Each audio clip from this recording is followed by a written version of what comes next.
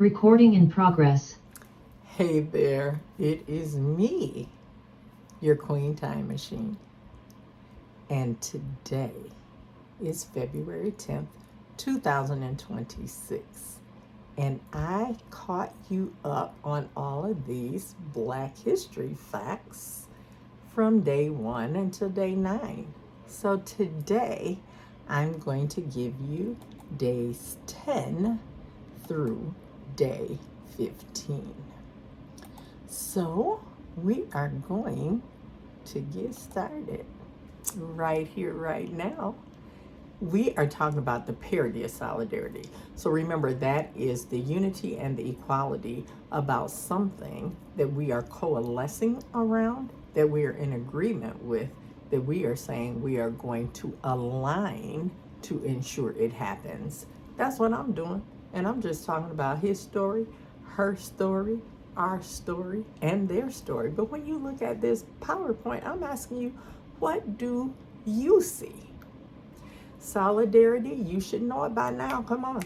Symbiotic oneness, like-mindedness, indivisibility, deliberate alignment, respecting individuality, travailing yearns, solidarity, symbiotic oneness, like-minded indivisibility, deliberate alignment, respecting individuality, travailing yearns.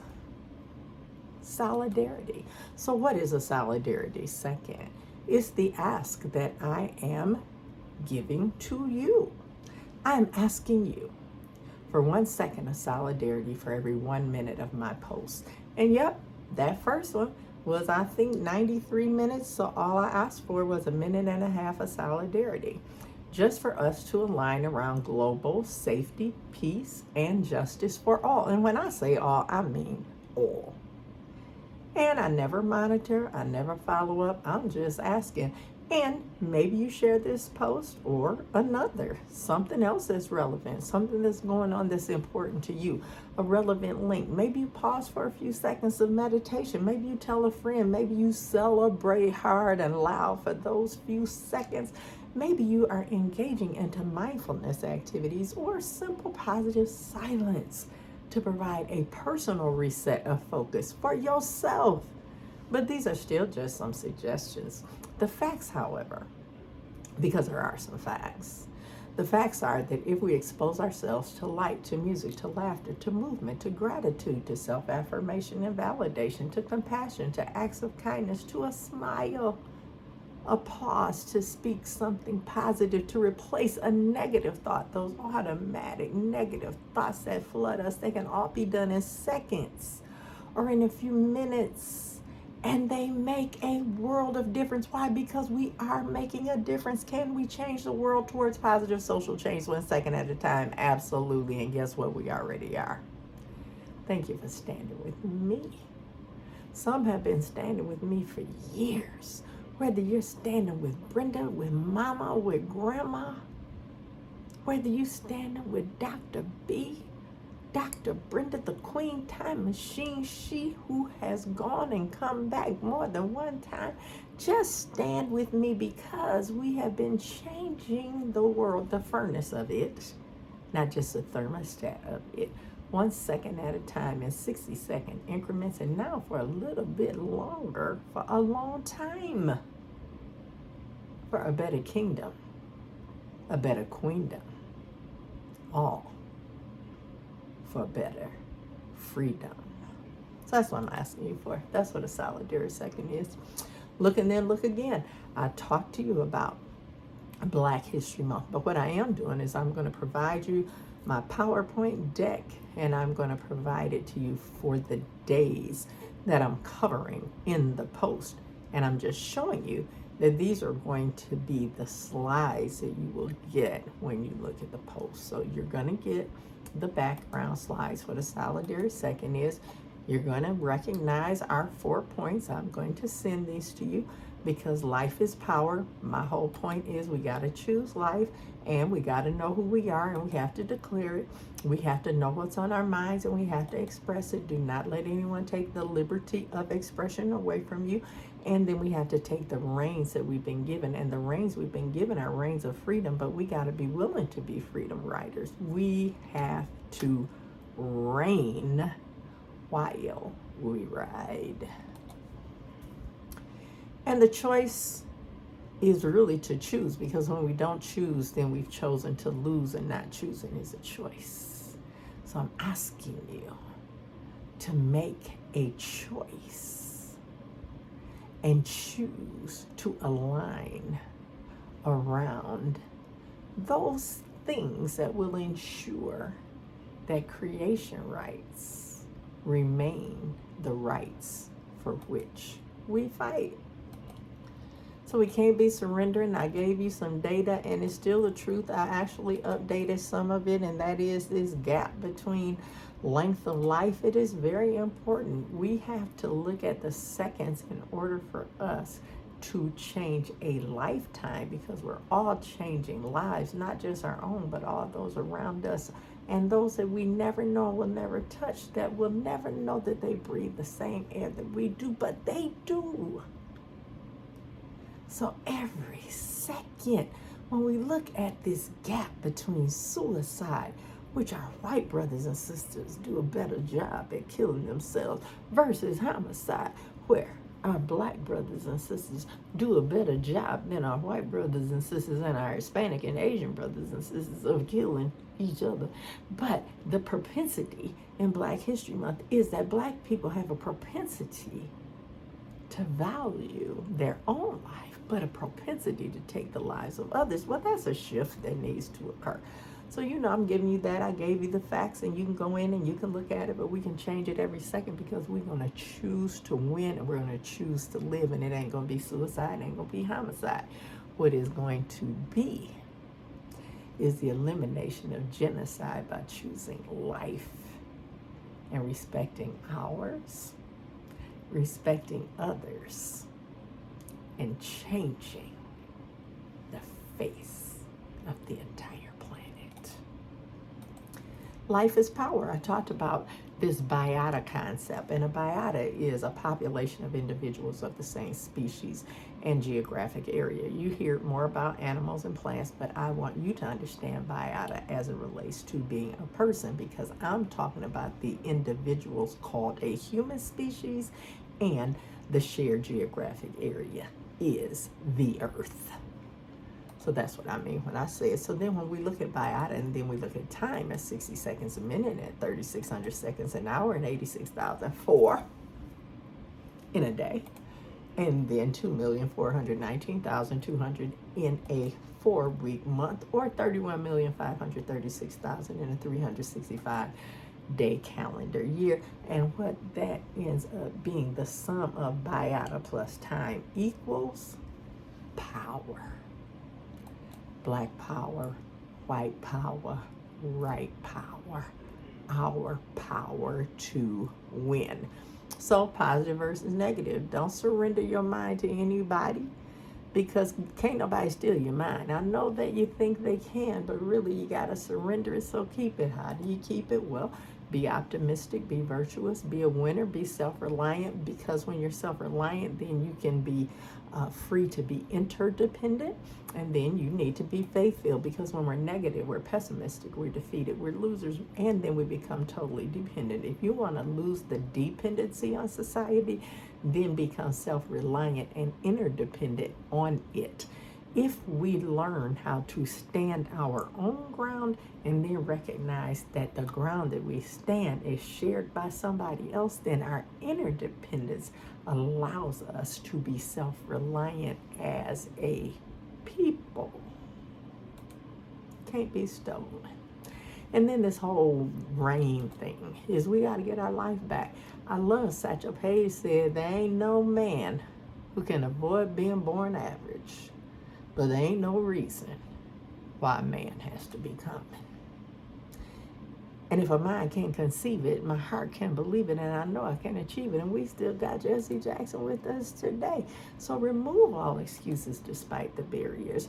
Own your decisions, but decide wisely, because all decisions have consequences, good, bad, or indifferent. Take the time to plan and do it right the first time, because there may not be time to do it again. There is still a gap in the lifespan of white people versus black people. And when you adjust it for age and geographic, when we put the biota on the thing, then what you end up still seeing is a 13.77 year gap. And even when you put that around everywhere, because in the United States, that gap exists most in the DC area, averaging at about 5.7 years on the least end, because the smallest gap exists in the New Mexico area. And you can look at this, Centers of Disease Control and IHME, the Institute for Health Metrics and Evaluation. And these are reports that have changed. I went back and looked. This is post-COVID. This is 23 forward data. So go check it out. But we got to take the reins back. And we're united by faith and faith. Faith and faith. And I gave you some word about that. So you're going to have these slides every single day that I come before you in the month of February. I will not only speak the stats to you of Black history, I'm going to give you these same foundational slides, because these slides are going to spill over into other topics of discussion that your queen going to share with you. Because do you know that a week from tomorrow is Lent, and a week from today is Fat Tuesday? You got your pastures, all that stuff.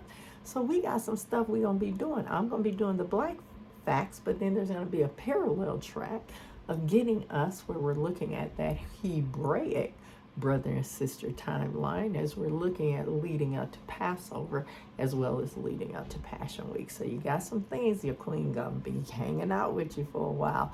So I'm just going to let you know, again, I'm still level setting of what you're going to get when you receive a package from me.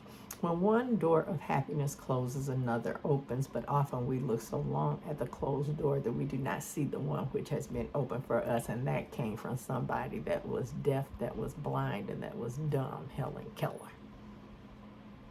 A man does what he must in spite of personal consequences, in spite of obstacles and dangers and pressures, and that is the basis of all human morality. Because he was our president, President John F. Kennedy Jr. So we're engaging in the human race fight, and it's a fight for creation rights. That's my platform. So these 4 things: we got to choose life, we got to know thyself, we got to get our mind, and we got to keep it right.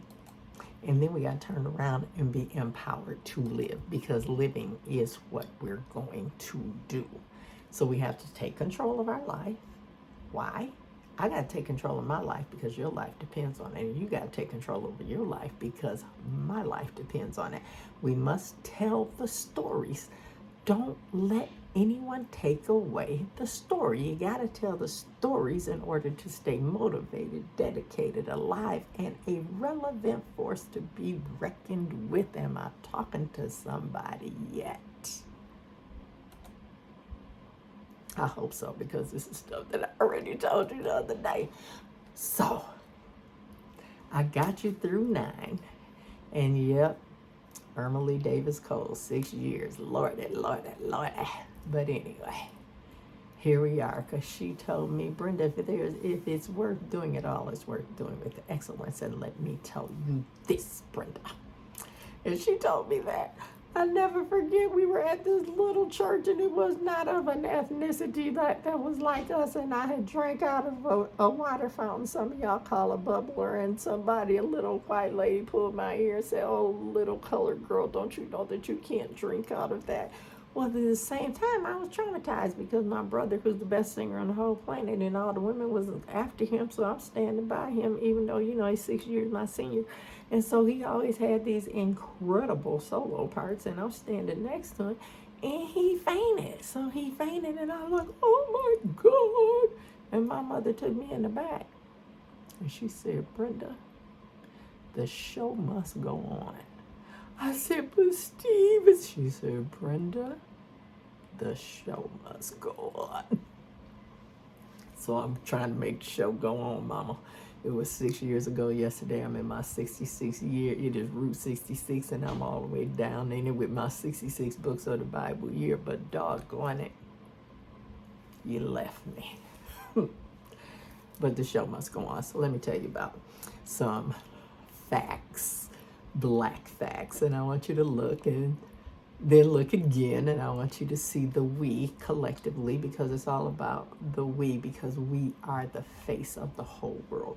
That is why this particular background, one that I used, I told you decades ago, to speak to a particular group at that time, and I looked, I said it still works, because do you see you? And if you don't, that means you haven't looked long enough yet. February 10th, 1 to 3. This is a busy day. 1787, Georgia's House Assembly named William Few, Abraham Baldwin, William Pierce, George Walton, William Houston, and Nathaniel Pendleton as Georgia's commissioners to the Philadelphia Constitutional Convention. And in 1854, few individuals have made the impact of their time or left the legacy of their beneficiaries, as did Joseph Charles Price, the founder and first president of Livingston College. He was born February 10, 1854 at Elizabeth City, North Carolina. He rose to fame and world renown as a scholar, Christian gospel preacher, orator, and shining example of selflessness and devotion to his people. He graduated from Lincoln University in Pennsylvania as valedictorian in the class of 1879. Yes, he was black, and he completed the 3-year theological course in 2 years. So impressive were his early achievements and so dynamic his personality that Bishop James Walker Hood named him to the AME, that's the African Methodist Episcopal Zion Church's delegation to the 1881 Ecumenical Methodist Conference, which met in the City Road Chapel of London. Here, Dr. Price, so excited and thrilled, the people assembled until he was persuaded to remain in England and speak on behalf of the fledgling school the denomination had adopted through the General Conference. While in England, he raised $10,000 for the college and returned in 1882, not 1982, not 2082 that we ain't got to yet, but in 1882 to embark upon the task of establishing and securing the institution. So Dr. Joseph Charles Price, 1854 to 1893, was the founder and first president of the college. Hey, a brilliant scholar, great gospel preacher, world famous orator, and advocate for the common man. Dr. Price sought to educate the whole man, his hands, his head, and his heart. And during his 10 years as president of the college, Dr. Price attracted students, friends, and funds through the sheer power of his personality and Christian compassion. His great faith and hope for the future had been epitomized in this famous quote of his: "I do not care how dark the night. I believe in the coming of the morning." Today, let me say to us what he said then. Because we're in some dark nights, y'all. But I want us to stand with this great gospel preacher, Dr. Price, Reverend Dr. Price. He said, "I do not care how dark the night. I believe the coming of the morning." So he served the college until his death in 1893, and he refused positions of great prestige and attractive salaries in order to devote his life and his energies To the college, he demonstrated faith in his people. He called upon all to seize the opportunity to contribute towards elevating the Black man through generous support of educational enterprises. 3 of Dr. Price's grandsons still survive him. Dr. Price F. Braithwaite of Los Angeles, California, Dr. Charles P. Sherrill of Salisbury, North Carolina, and Dr. Richard Sherrill of Virginia Beach, Virginia. The annual observance of Founders Day in our churches not only honor his memory, but provide us the opportunity to join in perpetuating his work by supporting the Livingston College. Now, you know I usually don't give you that much information on a fact, but just setting a tone for February 10th, I think it's important for us to know that way back in 1854, God sent somebody, Joseph Charles Price, Dr. Joseph Charles Price, to let us know that in 2026, February 10th, that the night was going to be dark, but that the morning is coming. Whew. Glory to the name of the Lord. So, in 1787, Georgia's House of Assembly named William Few Abraham Baldwin. Okay, I did this with our brother Livingston, so now I got to go down to 1868. Conservatives, aided by military forces, seized Convention Hall and established effective control over Reconstruction process in Florida. Republican conservatives drafted new constitution, which concentrated political powers in the hands of governor and limited the impact of the Black vote. And in 1907, civil rights activist and politician Grace Towns Hamilton was born in Atlanta, Georgia. She received her undergraduate degree from hometown Atlanta University before completing her master's at Ohio State University, and she held teaching positions at the Atlanta School of Social Work, at Clark College, and at Lemoyne College in Memphis, while maintaining an active interest in the civil rights movement. Hamilton served as executive director of the Atlanta Urban League from 1943 to 1960, and she also sat on the board of the Southern Regional Council of the Governor's Commission of the Status of Women, as well as many other voluntary positions. But she made her most lasting mark by becoming the first African-American woman elected to the Georgia General Assembly in 1975. And she served in Georgia House of Representatives until 1984. And as a chair of the Emory University Political Science Department, it is named in her honor. And in 1927, Attorney Ronald Brown was elected national chairman of the Democratic Party, and he became the first African-American to hold the post. Brown was later appointed Secretary of Commerce under the Clinton administration in 1994, and he served in this capacity until he was killed in 1996. And when he and 32 others died, I want to make sure that I am. Now you all see, because we doing this real time. We are doing this real time, and I am going to make sure that I do not misquote anything. So here we are. We're going to keep it on moving.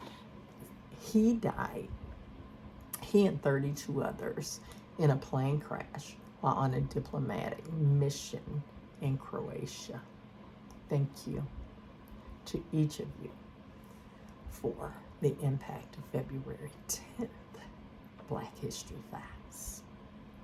In 1946, Georgia-born Jackie Robinson, Major League Baseball's first Black player, married Rachel Isom. And in 1964, after 12 years of debate and voting on 125 amendments, the U.S. House of Representatives passed the Civil Rights Act of 1964 by a vote of 240 to 130, and the bill prohibited any state or local government or public facility from denying access to anyone because of race or ethnic origin. Do you all hear me saying legislation that was put in place?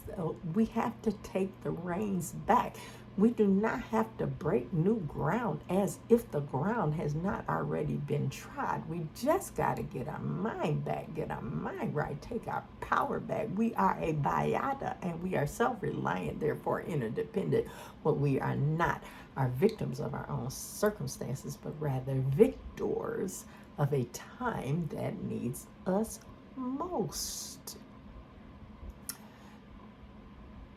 It further gave the U.S. Attorney General the power to bring school desegregation lawsuits. The bill allowed the federal government the power to bring school desegregated lawsuits and to cut off federal funds to companies or states who discriminated against them. It forbade labor organizations or interstate commercial companies from discriminating against workers due to race or ethnic origins. Lastly, the federal government could compile records of denial of voting rights. After passage in the House, the bill went to the Senate, which after 83 days, oh, that sounded like Rosa.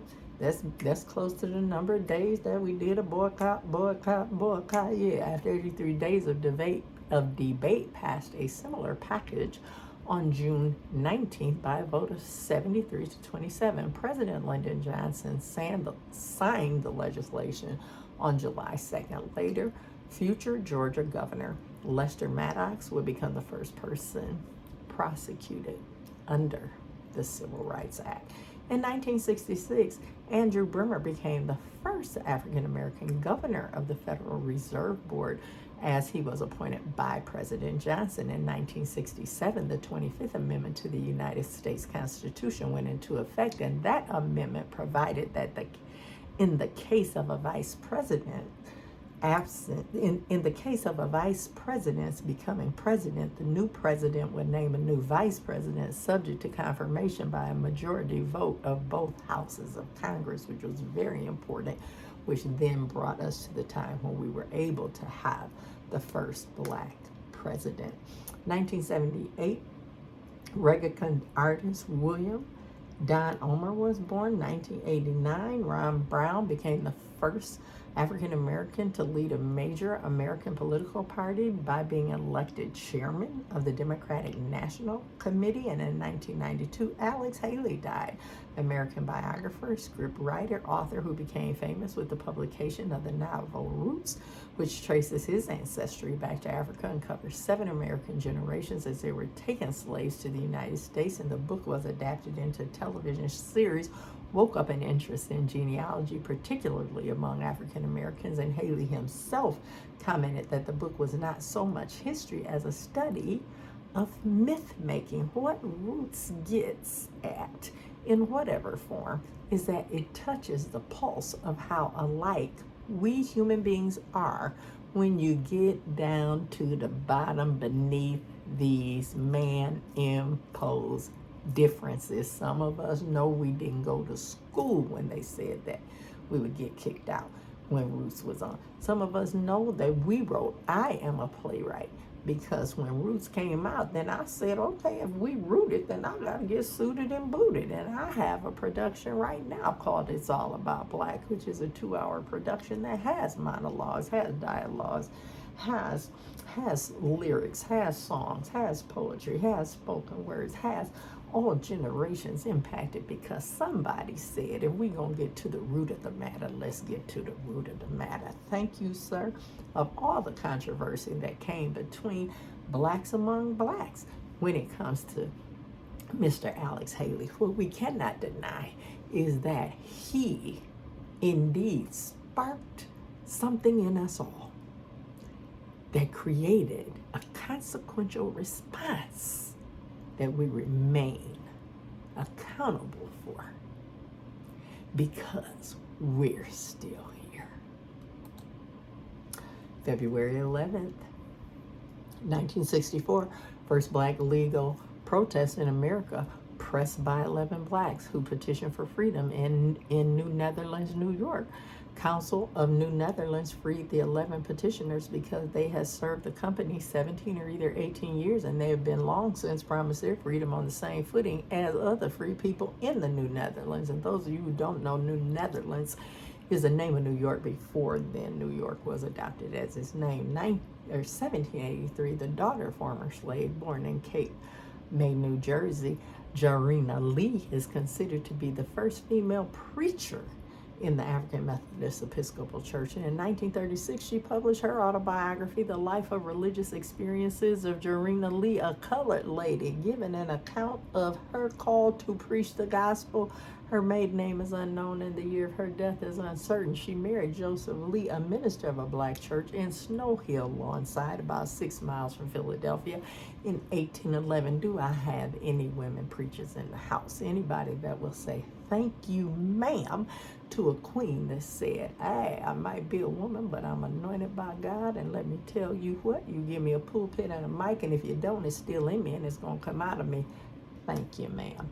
1898, Owen L.W. Smith of North Carolina, AME Zion minister and educator, was named Minister of Liberia. In 1961, on February 11th, Robert Weaver sworn in as Administrator of the Housing and Home Finance Agency, highest federal post to date by a black American.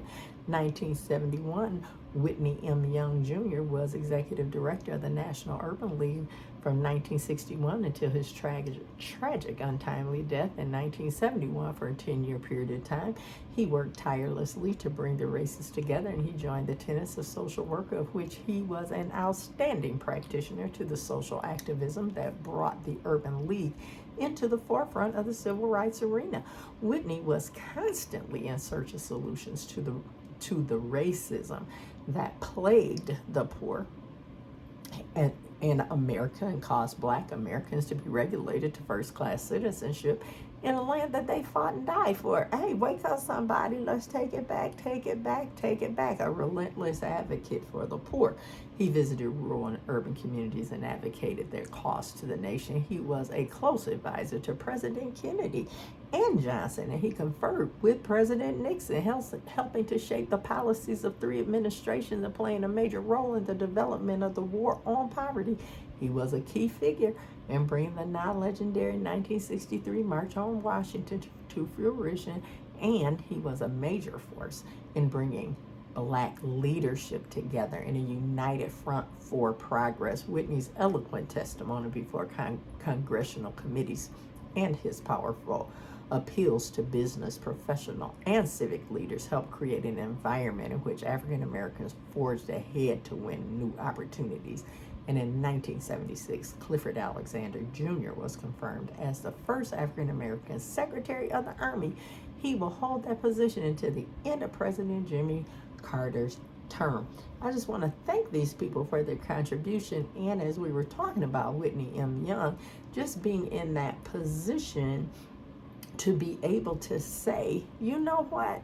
It's not only an avocation for black Americans. Second-class citizenship is just unacceptable because we are all citizens of the globe. And the reason that citizenship is the party line that we're on is a citizenship party line, because it's not just about being black, it's also about being poor, it's also about being considered relegated to something less than anybody else on the planet.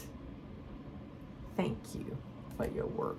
And other things happened on February 11th. In 1990, Nelson Mandela's greatest pleasure, his most private moment, is watching the sun set with the music of Handel or Tchaikovsky playing, locked up in his cell during daylight hours, deprived of music. Both these simple pleasures were denied him for decades. Simple pleasures. We are going to take your music away. Oh my goodness, don't get me going. You know I'm a lyricist and a songwriter, and when Zion sings, she travails and she brings forth. But because the devil down here making noise, he's trying to steal our music. Take your music back.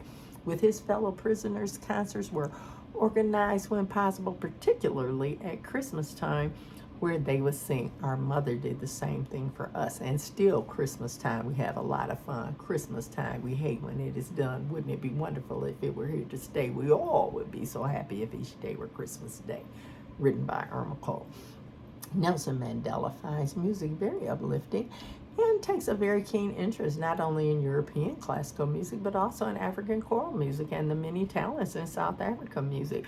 But one voice stands out to him above all, and that is of Paul Robeson, whom he describes as our hero. The years in jail reinforced habits that were already entrenched in him. So he didn't get these habits because of jail, but while he was in there, they became enhanced and they blessed other people.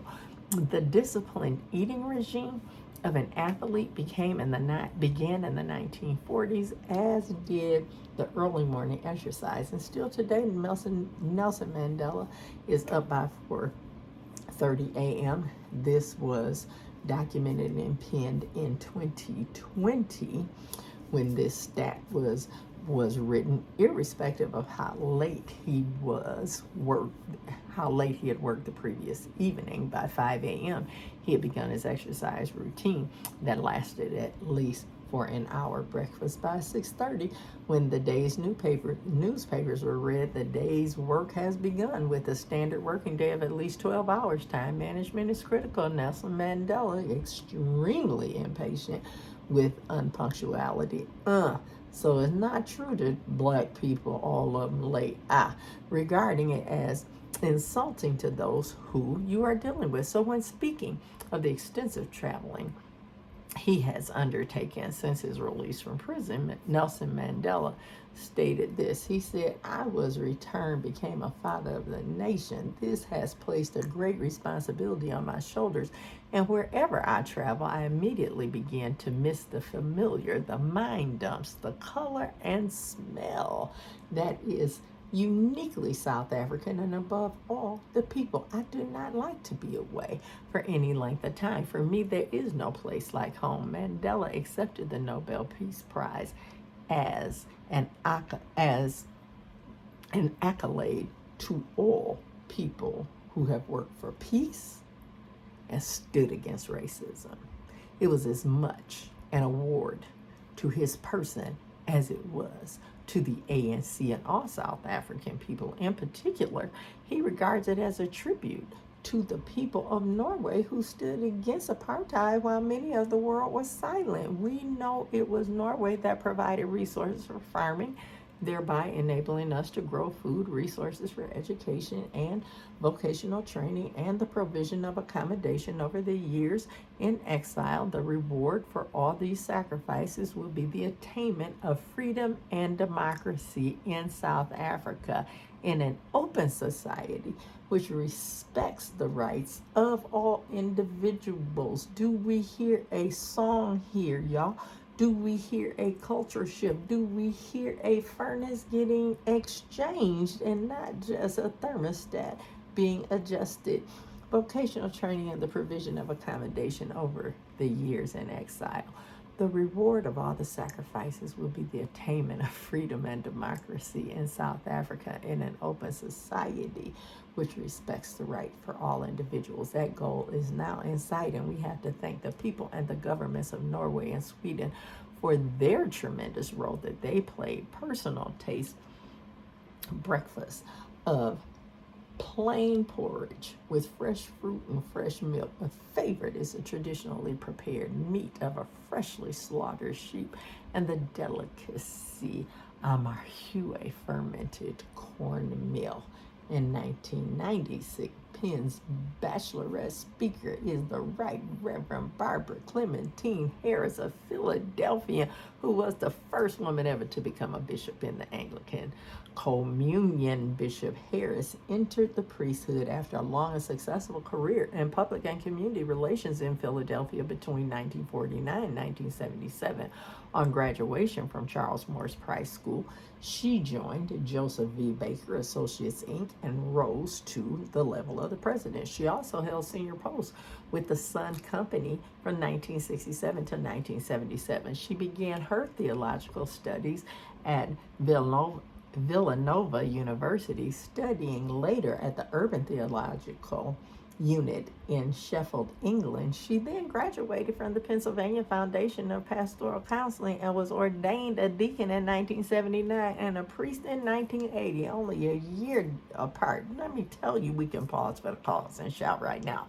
Before she was consecrated a bishop in 1989, she had been priest in charge of St. Augustine of Hippo in Norristown, serving also as a prison chaplain and a counsel to industrial corporations for public policy issues and social concerns. Named executive director of the Episcopal Church Publishing Company in 1984, she was also a publisher of The Witness, and she held the additional post of interim rector of Philadelphia's Church of the Advocate in 1988. Bishop Harris is a member of the Union of Black Episcopalians, and among other activities, she represents the National Episcopal Church on the board of the Prisoner Visitation and Support Committee and is the vice president of the Episcopal City Mission of the Diocese of Massachusetts. I'm just saying, shout out to the queens. Thank you, Queen. Thank you, Queen.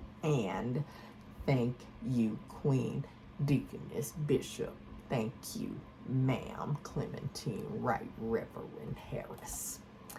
And then when I go back to our days here, I got it. That was February 11th. So I'm giving you the presentations, but I'm gonna cover a couple more days, and then we're gonna do what we do, and I'm gonna let you go because I know you're giving me 1 second for every minute, and I'm trying to wrap it up. So now let me go back.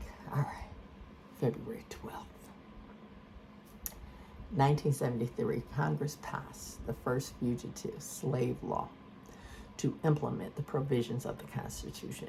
It is stated that to reclaim an escaped slave, a master needed only to go before a magistrate and provide oral or written proof of ownership. The magistrate would then issue an order for the arrest of the slave. The slave was not given a trial in court or allowed to present evidence on their own behalf, including proof of having previously earned their freedom. Many northern states passed personal liberty laws that granted a fugitive slave rights, such as trial by jury, but other states, such as Pennsylvania, passed strong kidnapping laws which functioned to punish slave catchers. Edward Prigg was convicted of kidnapping in Pennsylvania after capturing a slave family. Prigg took his case to the Supreme Court. The Supreme Court issued a double-edged decision. It declared Pennsylvania's law unconstitutional, but it also ruled that the states did not have to use their facilities to enforce the fugitive slave law. This led to some states passing new personal liberty laws prohibiting the use of state facilities for the enforcement of the fugitive law. After the first fugitive slave law was passed, lawyer Solomon P. Chase was just starting on his anti-slavery career. He became an avid supporter of abolitionist causes, which he met the editor of an abolitionist newspaper, James Birney, in 1836. The year after Chase and Birney had met, Birney's housekeeper, Matilda, a part of an African female, she was captured as a runaway slave. Birney had been unaware that she was a fugitive, so despite Chase's defense, which denounced the fugitive slave law as unconstitutional, the authorities took Matilda back to New Orleans, where she was sold at an auction. Somebody cry with me. Although Chase moved on to defend Birney, who was charged with harboring a fugitive slave. Chase took the case to the Supreme Court, where the charges were dismissed because Birney did not know Matilda was a slave when he hired her.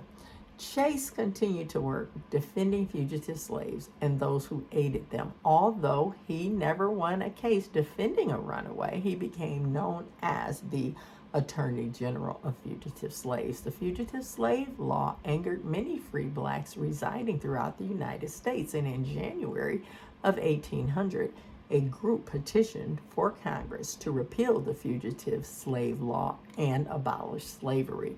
This petition and others like it, sent by free blacks, was predictably ignored by Congress on the basis that blacks were not recognized by the Constitution and thus not their equals, which then made the cases irrelevant. 1865, Henry Highland Garnett was the first black to speak in the Capitol, deliver a memorial sermon at the abolition of slavery as services in the House of Representatives. Henry Highland Garnett was born a slave in Newmarket, Maryland in 1815, and he escaped in 1824, made his way to New York, where he studied at the Oneida Theological Institute of Whitesboro before becoming a Presbyterian minister in Troy, New York. So we see here being born in 1850 and escaped in 1824. If we know how to count, that means he was only 9 years old. Garnett joined the Anti-Slavery Society and became one of the organizers' leading lecturers. However, in 1843, he was disowned by the society when he called upon slaves to murder their masters. Garnett served as a pastor in Jamaica from 1853 to 1856, but he returned to the United States during the Civil War, and he demanded that Abraham Lincoln permit the enlistment of African American soldiers. And in 1864, Garnett was appointed pastor of the 15th Street Presbyterian Church in Washington, and during this period, he became the first African American to deliver a sermon before the House of Representatives. He also worked for the Freedmen's Bureau, where he was involved in developing programs to help former slaves. In 1881, Henry Highland Garnett was appointed minister to Liberia. However, he died 2 months later on February 13, 1882. 1869, Isaac Burns Murphy, jockey, dies. 1882, black rights activist Henry Highland Garnett dies soon after he was appointed the U.S. Ambassador of Liberia. 1900, for a Lincoln birthday celebration, James Weldon Johnson writes the lyrics. For lift every voice and sing till earth and heaven ring, with music by his brother, J. Rosemount. The song is first sung by 500 children in Jacksonville, Florida, and it became known as the Negro National Anthem, and it still is. And if you don't know it, shame on you. I don't care what color you are. Help us in your solidarity seconds to unite around an effort to replace noise with music in 1900. Andrew Bremer became the first African American governor, and he was appointed by President Lyndon Johnson. February 12th, some other stuff happened. 1909, founded in New York City by a group of black and white citizens committed to social justice, what we know as the NAACP, National Association for the Advancement of Colored People, is the nation's largest and strongest civil rights organization. So now we get numbers, and guess what the numbers look like? The numbers look like the biota.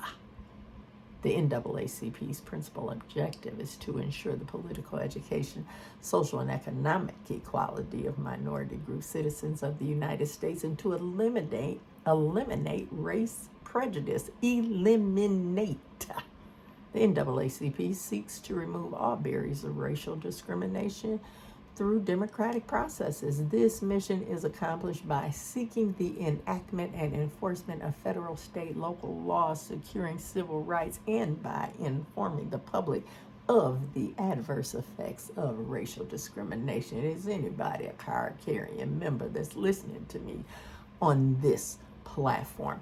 From school desegregation, fair housing, employment, and voter registration to health and equal economic opportunity, the NAACP, working successfully with the allies of all races, plays a significant role in establishing legal precedents in order to improve the quality of life in America's downtroddenness.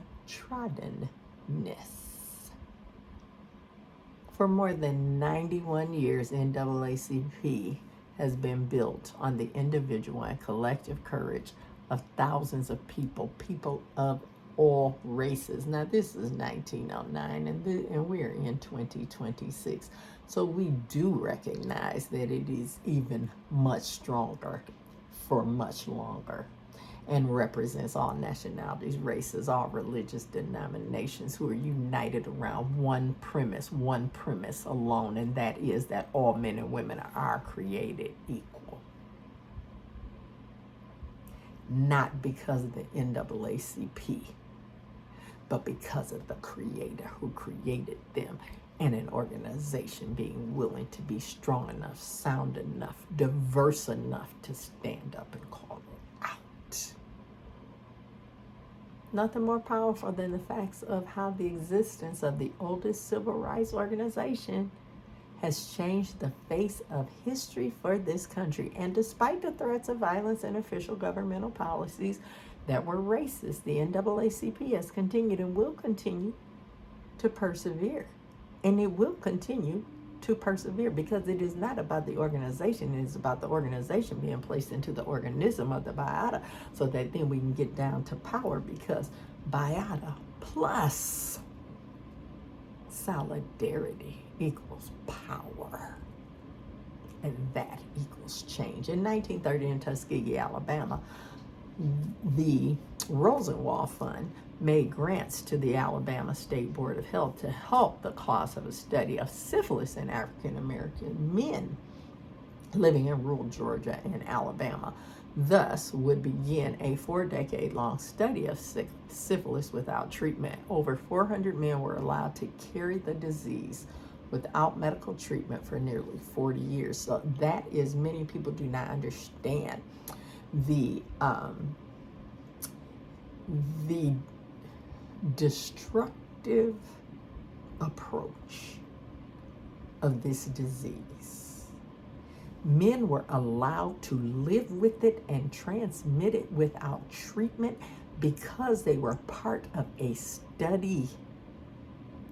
That is, I am a researcher scientist. Now, you want to get me on a wagon, let's get on it. I'm trying not to get on a soapbox, but I ain't got no soap, because if it was soap on the box, then I would slide off. But let me tell you something.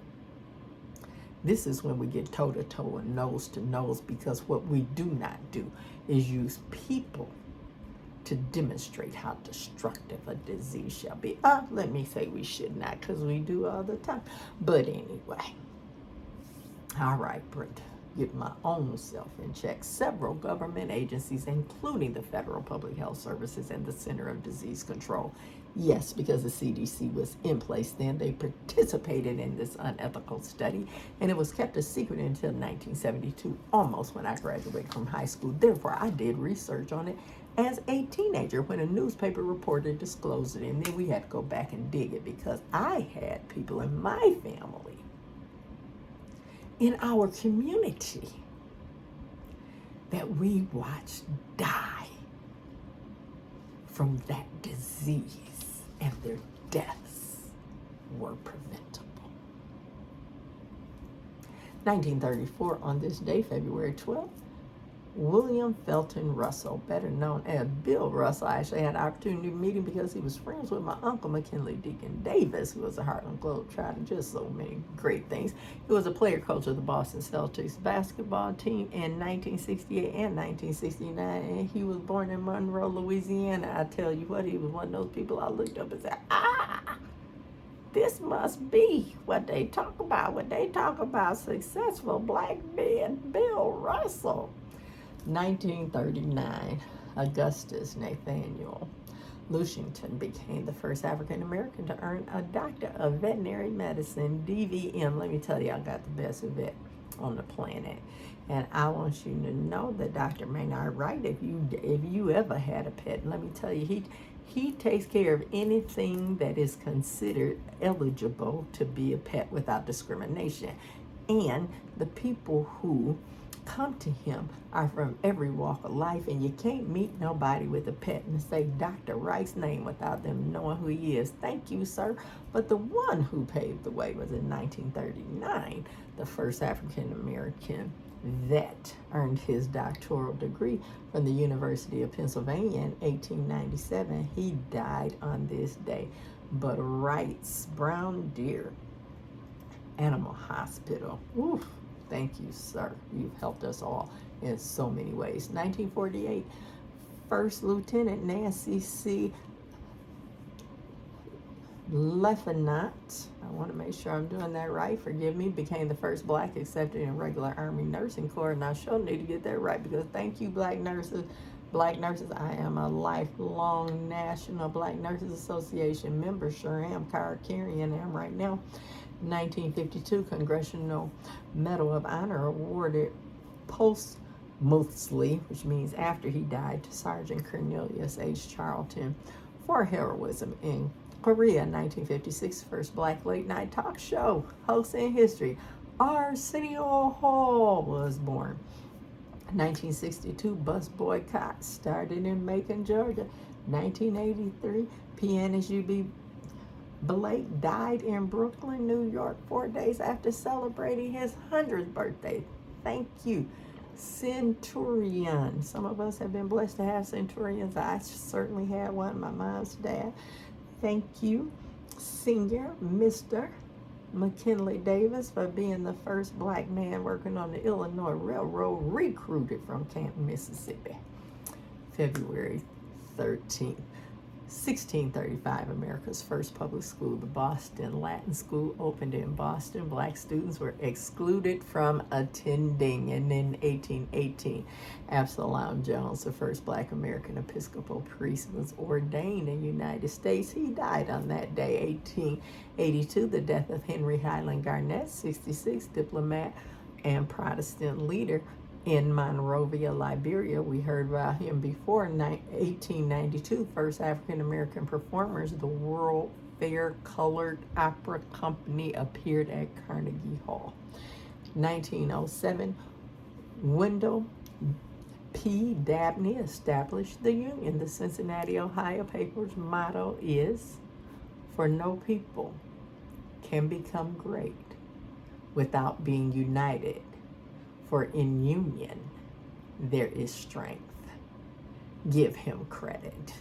Wendell P. Dabney establishes the Union. The Cincinnati, Ohio paper's motto is, "For no people can become great without being united. For in union, there is strength," and literacy. So you need to read about it. In 1957, Southern Christian Leadership Conference was organized in New Orleans, meeting with Martin Luther King Jr. as the president. And in 1970, the New York Stock Exchange admitted its first black member, Joseph Searles. And in 1973, Gertrude E. Downing and William Desjardins corner cleaner attachment. Do you hear what I said? This is a patent. Patent number 3,715,772 on February 13, 1973. Corner cleaner attachment. I'm just telling you, one thing that we do know how to do, we know how to clean, we know how to cook, and we know how to patent stuff. And you better go look it up, because you will be surprised at that 3.7 million, of which there are many more now since 1973, have an African American attached to their accomplishments. And that is February 13th. And I want to end on Valentine's Day, because it is an important one, and because we look at the blood of it, and because we look at the love of it, and because we look at the commercialism of it, and even though it has a really bloody origin, and I'm not going to get into, Let me just tell you what happened on February 14th, and that's going to be it, because guess what? Hashtag All People Matter, hashtag Queen Time Machine, hashtag Kingdom Time Zone, hashtag The Black Fight is always for human rights, hashtag solidarity until we are all free, hashtag 86,400, hashtag The Order of No Borders, and hashtag Still Reaching for the Dream, hashtag Free at first, not free at last. February 14th, 1760, Richard Allen was born into slavery in Philadelphia. He was a minister, an educator, a writer, and one of America's most active and influential black leaders. And in 1974, he founded the African Methodist Episcopal Church, the first independent black denomination in the United States. Yes, 1760. 1760. That's just important because it's February 14th and the year 1760. That adds up to 14. So just in case you're wondering, because your Queen Time Machine does do the numbers, and let me tell you, 14 ain't nothing but Regal Royal. It's a double completion, and then when you put a double completion, it's a quadruple completion. And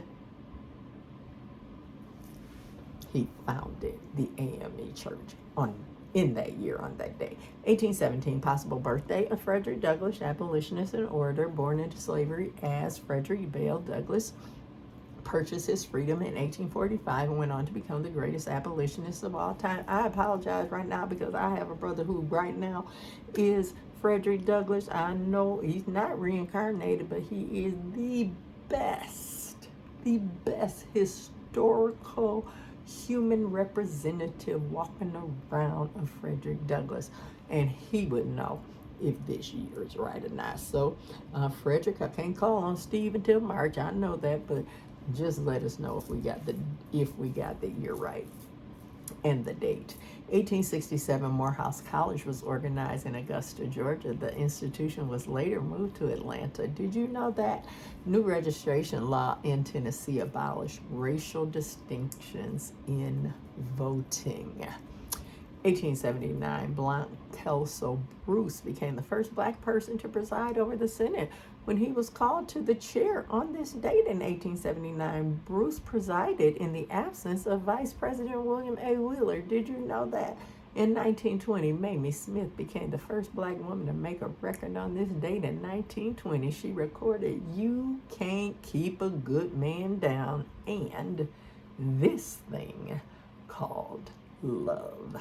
Thank you, ma'am, because Mamie, that's what we're trying to advance right now. 1926, Monetta Sleet Jr., Pulitzer Prize winner, photographer, was born on this date. 1926, Sleet was awarded the Pulitzer Prize in 1969 for a photograph taken of Mrs. Coretta Scott King and daughter Bernice at Dr. King's funeral.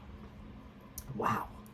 1936, National Negro Congress organized at Chicago, meeting attended by 817 delegates representing more than 500 organizations.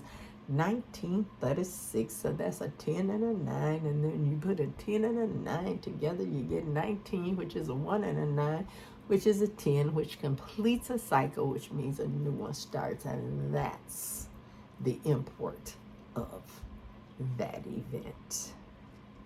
And in 1946, entertainer and dancer Gregory Hines was born. Some of us still try to tap and scat because of Gregory. Thank you, sir. Hashtag All People Matter. All People Matter. And here we are. I hope that you are enjoying when the time comes. This February 14th, but we started at 10, so we did February 10th, February 11th, February 12th, February 13th, and February 14th. And we're going to come back with February 15th through the 20th with some more facts. But between now and then, we are facing the face of us all, and we're seeing our future through the lens of the right now fleeting past, and the parody of solidarity 1 second at a time is our commitment to each other, because it's his story. It's his story. It's her story. It's our story. It's your story. It's my story. It's their story. But when you look at this, do you see what I see? Because what I see is symbiotic oneness, like-minded indivisibility, deliberate alignment, respecting individuality, travailing yearns, and let it yearn, and let it yearn. The travail, the individuality, the respect, the alignment, the deliberateness, the indivisibility, the like-mindedness, the oneness, and the symbiotic sound of solidarity. Seconds. Hear the sound of blackness, because it's all about black. And what I'm asking you, in these 65, and I'm going to make sure it's 66 minutes, is for 1 second. 66 seconds of standing with me for global safety, peace, justice for all, and all means all. We can, because we have, because we do, because we will. Look, and look again, so you can see that collectively we are the face of the entire world, because it is our faith and our face that we will use to move forward. Choose it, declare it, express it, be it. Be free at last, be free at first. Until soon, Agape and Shalom.